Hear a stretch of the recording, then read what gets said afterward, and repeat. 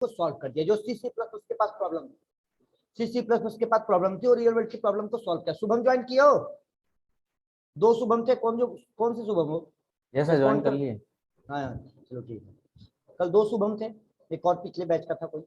चलिए देखिए बेटा, नेम सैलरी आईडी डिफाइन कर दिया। तो ये कॉन्सेप्ट कहता है कि सर ये बता दो आप, क्या ये रियल वर्ल्ड की प्रॉब्लम को सॉल्व कर रहा है क्या? ये रियल वर्ल्ड की प्रॉब्लम को सॉल्व कर रहा है क्या? कॉन्सेप्ट ये कह रहा है कि रियल वर्ल्ड की क्या प्रॉब्लम को सॉल्व कर रहा है क्या? ठीक है, इम्प्लाई का नेम है, इम्प्लाई की आईडी है, इम्प्लाई की सैलरी है, इम्प्लाई की डेट ऑफ बर्थ है, इम्प्लाई का जेंडर है, इम्प्लाई का एड्रेस है, इम्प्लाई का डेट ऑफ ज्वाइनिंग भी है, सारा फील्ड है, मोबाइल नंबर भी है।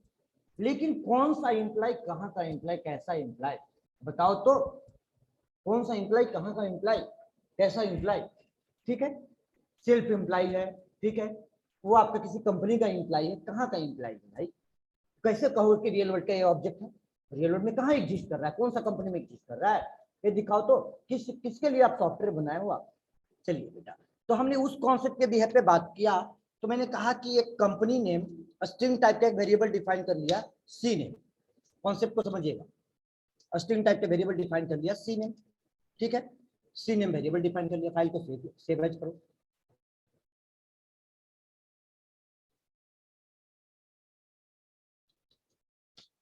Imply one dot Java, C name एक वेरिएबल डिफाइन किया। ठीक है, मैंने कहा कंपनी का नेम भी डिफाइन कर सकते हो, जावा में इनिशियलाइज कर सकते हो। ये कंपनी का नेम भी, कंपनी नेम भी डिफाइन कर सकते हो, इनिशियलाइज कर सकते हो। क्या अरुण ऑनलाइन में है? हाँ अरुण, तुम नितिन सर से बात कर लो। ठीक है सर। नितिन सर से एक बार बात कर लो, कोई दिक्कत नहीं है, क्लास कंटिन्यू करते रहो, नितिन सर से बात कर लो, बात कर लो अपना। ठीक है ठीक ठीक ठीक है। अब यहाँ पे बेटा मैंने एक वेरिएबल्स डिफाइन किया। यहाँ पे एक टीसीएस नेम से वेरिएबल डिफाइन कर लिया और टीसीएस से इनिशियलाइज कर दिया बेटा। ठीक है, टीसीएस इनिशियलाइज कर दिया। ठीक है, अब जब इनिशियलाइज कर दिया इम्प्लाई क्लास 1 में टीसीएस इनिशियलाइज कर लिया, तो ये कंपनी नेम पैदा हो गया। कहाँ पैदा हो गया? तो अभी जो वेरिएबल डिफाइन हुई है इसके अनुसार सर ये मेमोरी का एग्जिस्टेंस कहाँ मिला?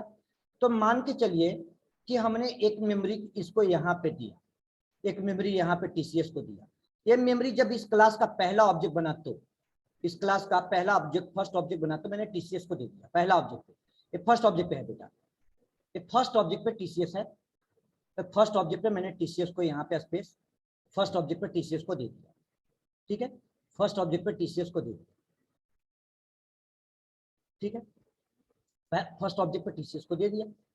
इस इम्प्लाई क्लास का वेरिएबल बना। अब यहाँ पे टीसीएस को पहला ऑब्जेक्ट पे मैंने इनिशियलाइज कर दिया, फर्स्ट ऑब्जेक्ट पे मैंने इनिशियलाइज कर दिया टीसीएस, फर्स्ट ऑब्जेक्ट पे टीसीएस इनिशियलाइज कर दिया।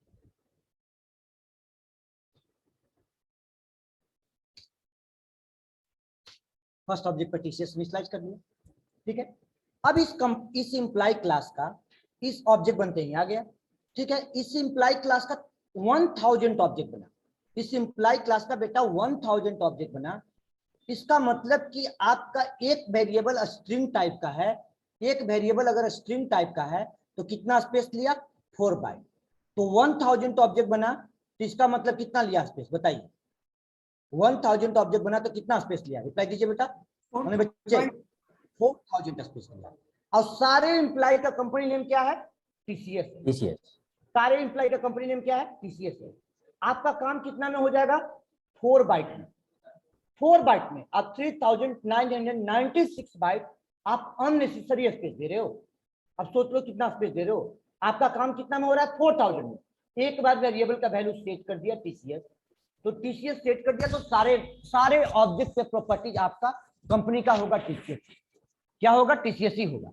ठीक है, आप गौर करो तो कभी भी किसी कॉलेज का फॉर्म ऑनलाइन भरते हो, ठीक है, जिस कॉलेज में आप पढ़ते हो और स्टडी करते हो, मान लो सेकंड ईयर फर्स्ट ईयर का फॉर्म ऑनलाइन भरते हो, क्या वो कॉलेज वाला फील्ड जो होता है, कॉलेज नेम वाला फील्ड होता है, वो आपका एडिटेबल होता है, हिडन होता है?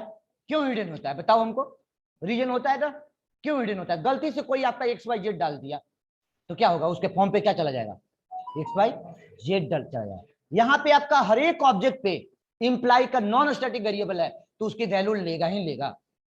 लेगा ही लेगा, और लेगा तो उसकी वेरिएबल का वैल्यू क्या होगा, वो वेरिएबल का वैल्यू क्या होगा, वो आपका वो सभी के लिए आपको कोई ना कोई वैल्यू, और कोई गलती से दूसरा वैल्यू डाल दिया तो उस ऑब्जेक्ट पे तो उसका कंपनी नेम अलग हो गया, अलग हो गया। और हर एक ऑब्जेक्ट पे यहाँ पे प्रॉपर्टीज क्या है बेटा, कॉमन है। ये उप्स की कॉन्सेप्ट कह रही है, ये मैं नहीं बोल रहा, उप्स का कॉन्सेप्ट कह रही है कि हर एक ऑब्जेक्ट पे हमें प्रॉपर्टी क्या रखनी है, कॉमन रखनी है।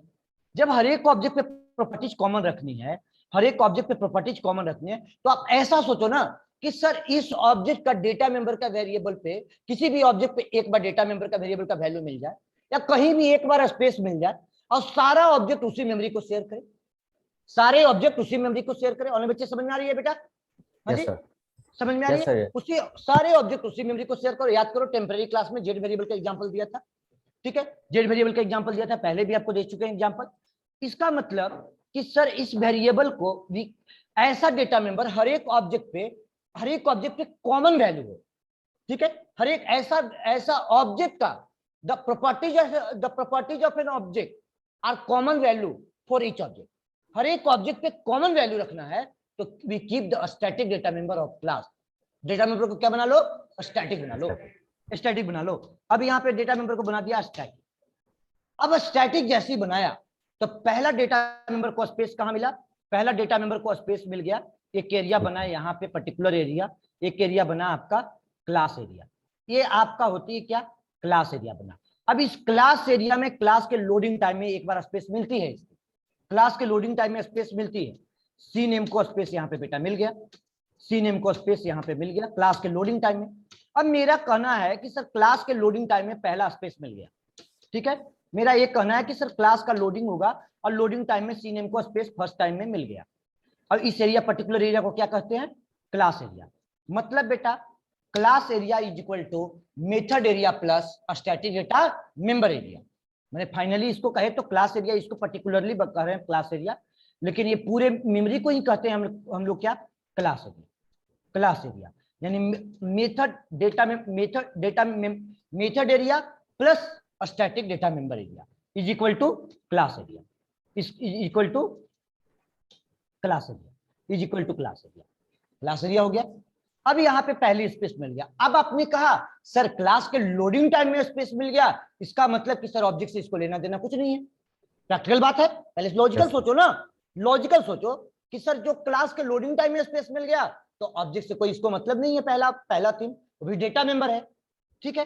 तो इसका मतलब कि क्लास की लोडिंग टाइम में स्पेस मिल गया, तो क्लास के लोडिंग टाइम में इसको स्पेस मिल चुका है, क्लास के लोडिंग टाइम में स्पेस मिल चुका है, क्लास के लोडिंग टाइम में स्पेस मिल चुका है। तो मैंने कहा कि क्लास के लोडिंग टाइम में इसको स्पेस मिल गया, तो मैंने एक स्टेटमेंट लिखा,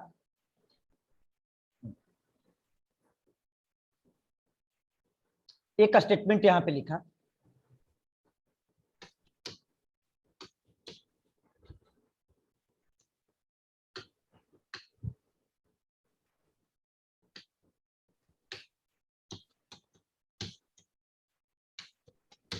मेन मेथड।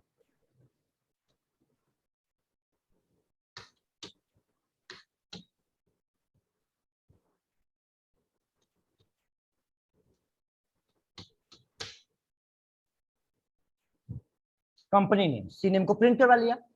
अब सी नेम को मैंने कहा कि क्लास के लोडिंग टाइम में हो रहा है, तो मेन फंक्शन कब चलता है, तो पहली क्लास में थोड़ा बहुत ओवरव्यू दिया है कि जैसे सबसे पहले चलती है तो मेन चलती है। इसका मतलब क्लास लोड होता है सबसे पहले मेन को चला देता है, मेन को चलाता है। मेन क्यों पहले चलता है, बस 1 से 2 क्लास होते होते आपको टॉपिक ही आ जाएगा। मतलब एक कंस्ट्रक्टर के बाद ये टॉपिक आपको आ जाएगा, आपको वरीड होने की जरूरत नहीं, ये टॉपिक आ रही है। अब यहां से इस प्रोग्राम को कंपाइल किया तो इसका मतलब क्या, स्टैटिक डेटा मेंबर को प्रिंट कर देगा। मेन चलते हैं स्टैटिक डेटा मेंबर प्रिंट कर गया। फाइल नेम क्या है आपका, इम्प्लाई वन, क्लास का नाम इम्प्लाई वन, क्लास का नाम इम्प्लाई वन, जावा।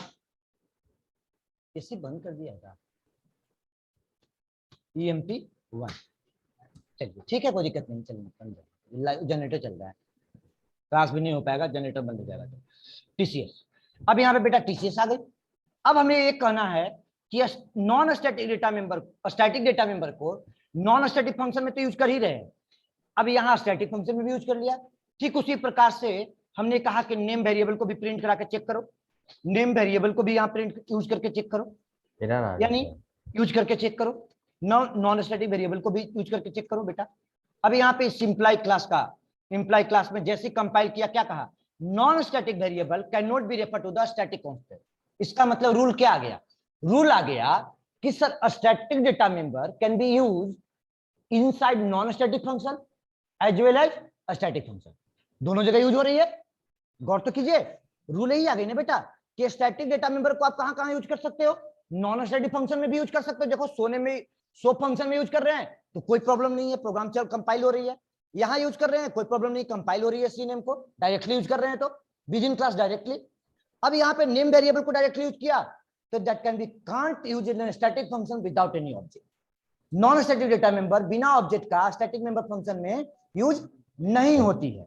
सिंपल वर्ड में समझिए कि बिना ऑब्जेक्ट का non static data member use नहीं होती है, नहीं होती है। पहले ऑब्जेक्ट बनाइए देन उसको कॉल कीजिए। समझ में आ रहा है? चलिए बच्चे आगे बढ़ते हैं। अब इस कॉन्सेप्ट में, इस कॉन्सेप्ट के साथ आगे बढ़ा तो मैंने कहा कि इस क्लास का पहले तो ऑब्जेक्ट बना लो, इस क्लास का ऑब्जेक्ट बना लो। इस इंप्लाई क्लास 1 का ऑब्जेक्ट बना लिया मैंने, इंप्लाई 1 का ऑब्जेक्ट बना रखा था, बस कोड को हटा दिया जानबूझ के। अब यहाँ पे इसी इंप्लाई क्लास का ऑब्जेक्ट बनाया, एक वैल्यू को सेट किया, एक वैल्यू को भी सेट कर लिया यहीं पे। अब इस इंप्लाई क्लास का बेटा जैसे आप ऑब्जेक्ट बनाओगे, ऑब्जेक्ट बनाओगे तो ऑब्जेक्ट बनाते ही इस इंप्लाई क्लास का जैसे ही ऑब्जेक्ट बनाओगे, ऑब्जेक्ट बनाते ही सबसे पहले डिफॉल्ट वैल्यू क्या आ जाएगा, तो आपको पता है सर यहाँ पे नेम का डिफॉल्ट वैल्यू, नेम का डिफॉल्ट वैल्यू, आईडी का डिफॉल्ट वैल्यू 0, नेम का नल अभी, और उसके बाद सैलरी में 0, और सी नेम में आपने वैल्यू डाल रखा है टीसीएस। आप इसको भी डाल सकते हो, आप जावा अलाउ करती है, सी प्लस प्लस अलाउ नहीं करते। सैलरी में मान लीजिए डाल दिया 100, तो आपका हर एक ऑब्जेक्ट पे क्या आ जाएगा, ऑब्जेक्ट बनते ही आपका 100 आ जाएगा। वो डिफॉल्ट वैल्यू की जगह पे आपको दे देगा 100। देख लीजिए पहला लॉजिक पे, बाकी कोड कमेंट किए हुए हैं आपका। अभी एक कॉन्सेप्ट और कहती है बेटा, एक कॉन्सेप्ट और क्या कहती है, देखिए कंपनी नेम टीसीएस दे रहा है वो तो आपको मेन में प्रिंट किया ना, मेन मेथड में ये आपका रेफरेंस आईडी सो फंक्शन जब कॉल हुआ। अभी कंपनी नेम, तो कंपनी नेम यहां से डिलीट हो गया क्या है, तो सो फंक्शन, अरे दूसरा इंप्लाई का ऑब्जेक्ट बन गया ना, पहले वाला इंप्लाई क्लास है ना उसमें, उसकी ऑब्जेक्ट बना, इस इंप्लाई का नहीं बना ना, तब तो 100 आएगा।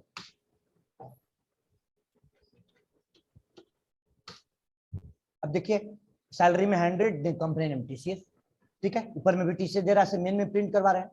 अब बेटा मैंने क्या कहा, इस क्लास का जैसे ही पहला ऑब्जेक्ट बनेगा, एक बार नॉन स्टैटिक डेटा मेंबर को स्पेस ऑब्जेक्ट बनने के साथ भी मिलता है। जब ऑब्जेक्ट बनती है ना तो पहली बार स्पेस मिलता है, जब पहला ऑब्जेक्ट उस क्लास का बनता है तब उसको स्पेस मिल जाता है, मतलब एक बार। जब सेकेंड ऑब्जेक्ट बनेगा तो इसी मेमोरी को शेयर करेगा, थर्ड ऑब्जेक्ट बनेगा पर्टिकुलरली टीसीएस को शेयर करेगा, ना कि पूरे मेमोरी को शेयर नहीं करेगा पूरे। जैसे मान लीजिए कि यहाँ पे रिकॉर्ड डाल दिया अभिषेक का रिकॉर्ड डाल दिया, तो अभी यहाँ पे बेटा रिकॉर्ड किसकी जा रही है, नॉन स्टैटिक डेटा मेंबर के लिए वो आपका अभिषेक है, लेकिन कंपनी नेम सबके लिए है, सभी ऑब्जेक्ट के लिए। बात आया कि सर ये बताइए कि आपने कहा कि जब पहली उस क्लास का ऑब्जेक्ट जब बनता है तो डेटा मेंबर को स्पेस मिल जाता है, ठीक है, डेटा मेंबर को स्पेस मिल जाता है। तो यहाँ पे तो हम इवन डॉट कॉल कर सकते हैं ना, नेम अब मेन फंक्शन में कॉल कर सकते हैं। ठीक उसी प्रकार से इवन डॉट सी नेम भी कॉल कर सकते हैं क्या, सब डायरेक्टली भी कॉल कर सकते हैं। कंपनी नेम को हम ऑब्जेक्ट से भी कॉल कर सकते हैं, ठीक है, ऑब्जेक्ट से भी कॉल कर सकते हैं। यहाँ पे एक कोड लिख देते हैं मेन, मतलब पहचान आइडेंटिफाई करने के लिए कि ये वर्ड कहाँ, ये कॉलिंग कहाँ हो रही है, मेन में हो रही है। इसका मतलब कि जब ऑब्जेक्ट से कॉल कर रहे हैं, इसका मतलब डेटा मेंबर पहली जब क्लास का ऑब्जेक्ट बना वहां पे आ गया। पहली कॉन्सेप्ट ये समझिए, पहला कॉन्सेप्ट ये समझिए आप लोग बेटा, जैसे उस क्लास का ऑब्जेक्ट बना तो अभिषेक का रिकॉर्ड को भी डाल दिया, मतलब कि पहली तो डिफॉल्ट वैल्यू देगा, फिर अभिषेक का रिकॉर्ड डाल दिया, अब इसके बाद टीसीएस और ए आ गया, ठीक है। अब हम अगले ऑब्जेक्ट पे डिफॉल्ट वैल्यू नहीं देखेंगे, तो हमको पता है ना कि यही वैल्यू देगा, तो अननेसेसरी हम नहीं देखेंगे। अननेसेसरी आउटपुट में आपका कॉम्प्लेक्स हो जाती है ना कॉम्प्लेक्स। देखिए एक ही आपका ऑब्जेक्ट बना, एक ही ऑब्जेक्ट का 2 बार आउटपुट देखा, ठीक है, एक बार वैल्यू को सेट किया, तो अननेसेसरी कॉम्प्लेक्स क्यों करना है, तो क्लियर हो चुका है कॉन्सेप्ट। डिफॉल्ट वैल्यू देता है, डिफॉल्ट वैल्यू में 100 डाले तो 100 दे देगा, टीसीएस देगा और 0 देगा और नल देगा, ठीक है। अब यहाँ पे जब पहला ऑब्जेक्ट बना तो टीसीएस आपका पैदा हो गया। इस इंप्लाई क्लास का दूसरा ऑब्जेक्ट बनाया आपने, सेकेंड ऑब्जेक्ट बनाया। जब इंप्लाई क्लास का आपने बेटा सेकेंड ऑब्जेक्ट बनाया, सेकेंड ऑब्जेक्ट आपने क्रिएट किया, तो सेकेंड ऑब्जेक्ट क्रिएट करते ही मैंने डिफॉल्ट वैल्यू यहाँ पे डिफॉल्ट वैल्यू को हटा दिया, ये लाइन हटा दिया। सीधा वैल्यू को सेट किया, ठीक है। इस इंप्लाई क्लास का सीधा वैल्यू सेट किया, 201 अजीत और 15,000 सैलरी डाल दिया, ठीक है बेटा, 15,000 सैलरी डाल दिया। अभी यहाँ पे लॉजिक लगाया, यहाँ पे लॉजिक लगाया क्या, ये आपका दूसरे इंप्लाई का रिकॉर्ड, तो इस इंप्लाई पर भी क्या मिलेगा, कंपनी नेम आपका टीसीएस ही मिलेगा। इस इंप्लाई पे कभी कंपनी नेम क्या मिलेगा, कंपनी नेम, अरे बंद भी कर दिया, 2-1 होगा ना, 1। कंपनी नेम क्या मिलेगा बेटा, इस इंप्लाई का भी कंपनी नेम मिलेगा आपको, टीसीएस ही मिलेगा, ठीक है। इस इंप्लाई का भी कंपनी नेम टीसीएस मिलेगा, जावा सी emp 1.java जावा emp 1। कंपनी नेम क्या मिला, टीसीएस मिला। दो ऑब्जेक्ट बना लिया, दो ऑब्जेक्ट पे टीसीएस मिला।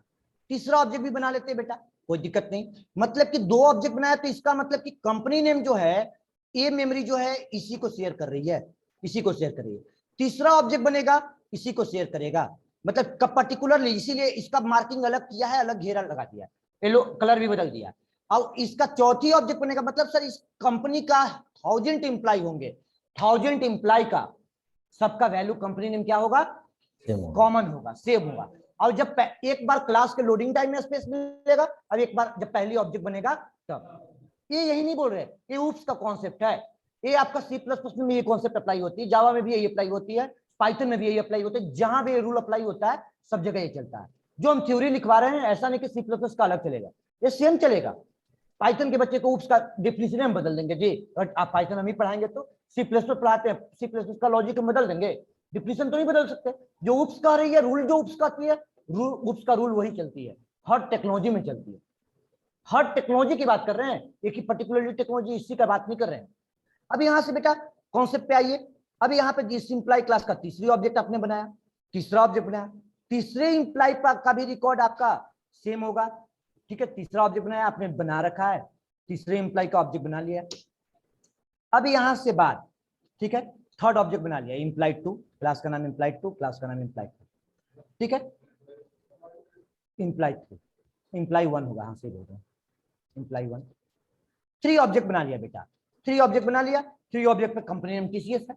चलिए, हर एक कंपनी का नेम, हर एक पे कंपनी का नेम क्या टीसीएस है। चलिए, यहां तक कॉन्सेप्ट सबको क्लियर है, और नहीं बच्चे किसी को दिक्कत तो नहीं यहां तक।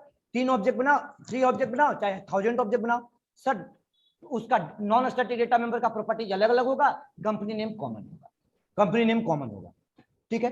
चलिए बच्चे आगे बढ़ते, थोड़ी सी कॉन्सेप्ट में, थोड़ी कॉन्सेप्ट में आगे बढ़ते हैं। इसमें कॉन्सेप्ट आगे क्या कहती है इसकी, थोड़ी कॉन्सेप्ट कहते हैं कि मान लीजिए कि कंपनी का टीसीएस कंपनी को आईबीएम टेक ओवर कर लिया, ठीक है। कुछ दिनों के बाद कंपनी का नेम बदल गया, आईबीएम हो गया, सारे एम्प्लॉय का क्या होना चाहिए, आईबीएम होना चाहिए, ठीक है। क्या होना चाहिए, आईबीएम होना चाहिए, सारे एम्प्लॉय का आईबीएम होना चाहिए। चलिए कर देंगे, टेक ओवर कर ली कंपनी ये नहीं कहा जाता है बिक गया, सेल हो गया, ऐसा नहीं बोलते, कंपनी टेक ओवर होती है ना, ठीक है, सारे एम्प्लॉय। तो मैंने यहाँ पे सी नेम इक्वल टू लिखा IBM, C name equal to क्या लिखा, आईबीएम लिखा बेटा, C name equal to IBM लिखा। नॉन स्टैटिक डेटा मेंबर को हम मेन मेथड में डायरेक्टली कॉल कर सकते हैं, मैंने डायरेक्टली कॉल कर लिया, कोई दिक्कत नहीं है, डायरेक्टली कॉल कर लिया। After change company name, after change company name, अब बताइए एक एम्प्लॉय के लिए रिफ्लेक्ट पड़ेगा कि सारे एम्प्लॉय के लिए रिफ्लेक्ट पड़ेगा, बेटा बताइए। सारे एम्प्लॉय के लिए, सारे के लिए एक एम्प्लॉय के पड़ेगा रिफ्लेक्ट पड़ेगा कि सारे एम्प्लॉय के लिए रिफ्लेक्ट पड़ेगा, सर सारे सारे एम्प्लॉय के के लिए रिफ्लेक्ट पड़ेगा। After change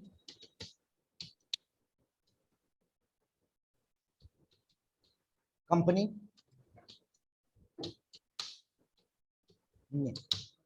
after change company में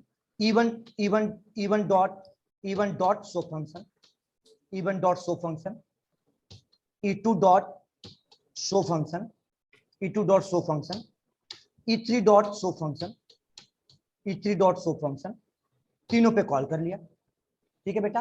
अब सारे इंप्लॉय के लिए कंपनी का नेम आउटपुट में क्या मिलेगी, जो उसकी प्रॉपर्टी है, नेम सैलरी और आईडी की जो प्रॉपर्टी है जो सेट किया वही मिलेगा, लेकिन कंपनी नेम सभी ऑब्जेक्ट पे रिफ्लेक्ट पड़ेगा बेटा। देखिए सभी आफ्टर चेंज कंपनी नेम कहाँ है, देखिए आफ्टर चेंज कंपनी नेम, देखिए पहला शो फंक्शन कॉल हुआ, पहले ऑब्जेक्ट पे आईबीएम, दूसरी ऑब्जेक्ट पे आईबीएम, तीसरी ऑब्जेक्ट पे भी आईबीएम, और बाकी रिकॉर्ड अभिषेक, अजीत और शिवम, तीनों का रिकॉर्ड दे रहा है। किसी को दिक्कत तो नहीं आता? चलिए, आपने एक वर्ड बोला, मैंने एक वर्ड बोला। सर आप जब इस क्लास का पहली ऑब्जेक्ट बना, जब पहली ऑब्जेक्ट बना तब कंपनी नेम आपका एग्जिस्टेंस आया। ठीक है, एक वर्ड बोला है। जब पहली ऑब्जेक्ट बना तो इस क्लास में, इस क्लास का ऑब्जेक्ट बनते ही कंपनी नेम वहां हिप की मेमोरी में भी एक बार आ गया। अरे कृष्ण समझ में? ठीक है, आपका कंपनी नेम सर आ गया। एक साथ आपके साथ और आता था ना?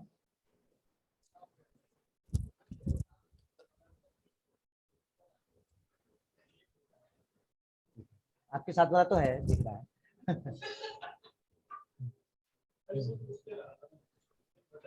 नहीं, बच्चे तो याद रहते हैं हमारे, मतलब वो ऐसे नहीं है, मतलब सभी याद रहते हैं, स्टूडेंट A to Z याद रहते हैं कि कौन से है। वैसे कोई न्यू स्टूडेंट ज्वाइन कर ले उसको 2-3 बार हम पूछ लेते हैं, भाई तुम मेरे बैच में नहीं थे। चलिए आइए टॉपिक में देखते हैं। ठीक है, मैंने क्या कहा कि मैंने कहा कि एक कंपनी नेम जब सर पहली इस इंप्लाई का ऑब्जेक्ट बना, पहली इंप्लाई का ऑब्जेक्ट बना तो सर कंपनी नेम का एग्जिस्टेंस आया। दूसरा में जब ऑब्जेक्ट बना तो sir company name particular memory को उसी को शेयर कर रहा है, ऑब्जेक्ट भी। तीसरा ऑब्जेक्ट बना उसी को शेयर कर, मतलब उस कंपनी उस क्लास का 1000 ऑब्जेक्ट बना, इंप्लाई क्लास का 1000 object particularly C name variable को ही शेयर कर रहे हैं जो पहली ऑब्जेक्ट पे स्पेस मिला। ठीक है, आप इसका मतलब कि जब उसी मेमोरी को शेयर कर रहा है तो हमने यहाँ पे कॉल किया था क्या, E one dot show function, E one dot C name, sorry E one dot C name call किया था, ऑब्जेक्ट से भी कॉल किया था। अगर मान लीजिए कि शेयर कर रहा है, सेकेंड ऑब्जेक्ट भी उसी को शेयर किया, थर्ड ऑब्जेक्ट भी उसी को शेयर किया, फोर्थ फिफ्थ 100 ऑब्जेक्ट उसी को शेयर कर रहा है।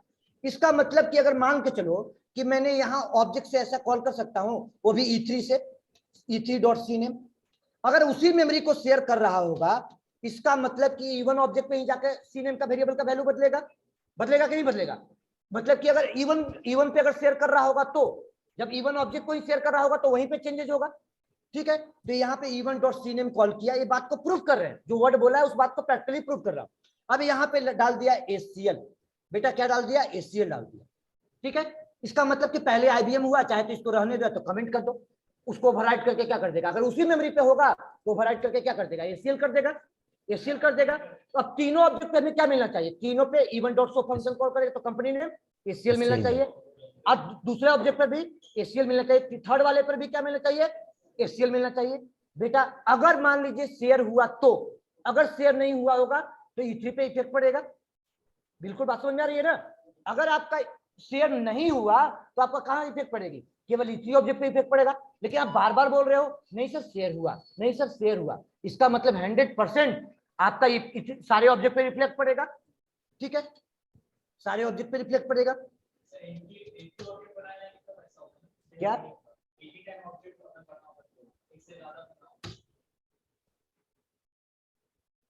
क्वेश्चन तुम पूरा बदल दिया, एक ही क्लास का ऑब्जेक्ट कैसे बनेगा? अब एक ही ऑब्जेक्ट के बनाबे करेंगे तो फिर उसकी बातें शेयर की कहां से करेंगे? हैं, पूरा क्वेश्चन का पैटर्न नहीं बदल दोगे। हिट एंड ट्रायल क्वेश्चन मत करो, लॉजिकल पे आओ। देखो बेटा, इसका मतलब कि एसीएल सभी इंप्लाई के लिए हो गया ना बेटा, गौर कीजिए तो। अब देखिए इस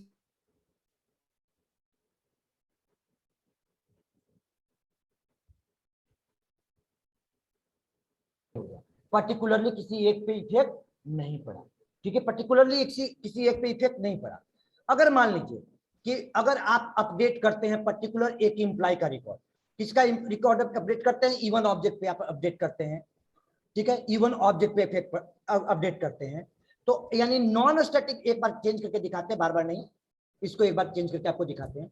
अगर आपने इवन ऑब्जेक्ट पे इफेक्ट चेंज किया, क्या डाल दिया इवन ऑब्जेक्ट पे, 404 डाल दिया, अभिषेक की जगह पे विकास कर दिया, 25,000 सैलरी, न्यू ऑब्जेक्ट नहीं बनाया, उसी मेमोरी पे कल की क्लास जो प्रोग्राम बताए हुए थे, नॉन स्टैटिक डेटा मेंबर के वेरिएबल की वैल्यू चेंज किया। इसका मतलब रिफ्लेक्ट कहां पड़ेगा, इवन ऑब्जेक्ट पे, इवन ऑब्जेक्ट पे। E2 पे चेंज नहीं होगा, E3 पे चेंज नहीं होगा, E4 पे चेंज नहीं होगा। बस कॉन्सेप्ट यही है बेटा, इसके अलावा इसमें और कॉन्सेप्ट नहीं। चलिए देख लीजिए, विकास रिकॉर्ड आपका जब आफ्टर चेंज इवन ऑब्जेक्ट, एक ऑब्जेक्ट पे इफेक्ट पड़ा, इवन ऑब्जेक्ट पे अपडेट हुआ, तो देखिए गौर कीजिए, विकास का रिकॉर्ड अपडेट हुआ, बाकी का रिकॉर्ड अपडेट नहीं हुआ। इसका मतलब कम नॉन स्टैटिक वेरिएबल का वैल्यू अगर किसी पर्टिकुलर ऑब्जेक्ट पे चेंज करता है, रिफ्लेक्ट किसी दूसरे ऑब्जेक्ट पे नहीं पड़ता है। लेकिन स्टैटिक वेरिएबल का वैल्यू एक ऑब्जेक्ट कभी किसी एक ऑब्जेक्ट से भी चेंज होगा तो रिफ्लेक्ट आपका सभी पे पड़ेगा, सभी पे पड़ेगा। क्लियर हो गया कॉन्सेप्ट? स्टैटिक वेरिएबल क्या है, नॉन स्टैटिक वेरिएबल क्या है, दोनों का कॉन्सेप्ट पूरा क्लियर है, ग्राफ क्लियर है। चलिए बेटा अब आगे आगे चलते हैं इसी में। अब यहीं पे उच्च का कॉन्सेप्ट आ गया। सर उच्च का कॉन्सेप्ट आ गया कि सर जो आप डेटा मेंबर डिक्लेयर किए हो, डेटा मेंबर आप डिक्लेयर किए, वो डेटा मेंबर आपका क्या है, क्लास लेवल पे है। मान लो अगर क्लास लेवल पे डेटा मेंबर डिक्लेयर है, ये आपका मेन मेथड कोड क्या होती है, मेन मेथड कोड आपका क्लाइंट प्रोग्राम कोड कहलाता है, मतलब कि ऑपरेशन कोड कहला रहा है ना, यहाँ पे सारा कोड ऑपरेशन का कोड करे। वो प्रोग्राम समझो कि वो सर्वर प्रोग्राम है, वो कहीं अलग रखा हुआ है उठा के, ठीक है। इसका मतलब आप डेटा मेंबर को डायरेक्टली कॉल नहीं करते, कभी भी हम डेटा मेंबर को डायरेक्टली कॉल नहीं करते। अगर मान लीजिए मेन मेथड क्लास के बाहर होगा, अगर सी नेम वेरिएबल प्राइवेट होगा तो क्लास के बाहर जाएगा, नहीं जाएगा ना। इसका मतलब कि सर आप ओप्स के रूल को ब्रेक कर रहे हो। अभी बाय डिफॉल्ट डेटा मेंबर क्या होती है, डिफॉल्ट होती है, ठीक है, डिफॉल्ट होती है। तो डिफॉल्ट होती है तो विद इन पैकेज एक विद इन पैकेज एक क्लास से दूसरे क्लास में भी आपको जाएगी, लेकिन डायरेक्टली नहीं जाएगी, आपका किसी न किसी तरीके से जाएगी, ठीक है। ऑब्जेक्ट से कॉल हो जाएगा, या आपका दूसरे और कोई तरीका होगा जो हम वर्ड अभी बोल नहीं रहे हैं, हाइड रखे हैं, आगे बोलेंगे, पहले इतना पहले समझा दे। मतलब यहीं पे कॉन्सेप्ट आया कि सर जो डेटा मेंबर आप कॉल कर रहे हो, कभी भी आपने उप्स से कॉन्सेप्ट आपने लिखवाया, डिफिनेशन लिखवाया कि उप्स इस क्या है, एक मैकेनिज्म है, एक तरीका है जो डेटा मेंबर को मेंबर फंक्शन के साथ आप एक साथ इनकॉर्पोरेट कर दो, एसोसिएट कर दो, बाइंड कर दो, मतलब कि फाइनली अगर बात करो तो रैप टुगेदर, रैप कर दो, एक साथ रैपिंग करके क्या आप डेटा मेंबर को एक कैप्सूल के यूज करो, ना कि डायरेक्टली डेटा को उसमें से मेडिसिन को खोल के यूज करो। डायरेक्टली कैप्सूल आपको मार्केट में क्या मिलता है, कैप्सूल मिलता है। Capsule is the best example in capsulation, है कि नहीं। अब आपका वो कैप्सुलेशन इनकैप्सुलेशन जो कर रही है कि डेटा मेंबर को मेंबर फंक्शन को आपको बाइंड कर देना, इनकैप्सुलेशन कॉन्सेप्ट है। इनकैप्सुलेशन कोई है नहीं, अलग से कोई प्रोग्रामिंग नहीं है। इनकैप्सुलेशन आपका एक कॉन्सेप्ट है जो कर रही है आपका कि डेटा मेंबर को एक साथ मेंबर फंक्शन के साथ सर बाइंड करके यूज कीजिए। आप यूज कैसे किए सर, कहीं ऑब्जेक्ट से कहीं डायरेक्टली, क्या सही तरीका है? डेटा मेंबर की जो वैल्यू बदल रहे हैं, क्या सही तरीका है? सही तरीका है? नहीं, ये सही तरीका आपका नहीं है। तो पहले आप लोग इस कोड को लिखिए, इतना कोड को लिखिए पहले। अब अगले प्रोग्राम लिखना नहीं होगा, शेयर करेंगे, बस इसको लिखिए, तब हम उसके उस कॉन्सेप्ट को डालते हैं, वो आपको कॉन्सेप्ट को दिमाग में सेट करते हैं। पहले इतना लिखिए। ये आपका क्लियर हो चुका ना है, स्टैटिक डेटा मेंबर? हाँ जी अंकित,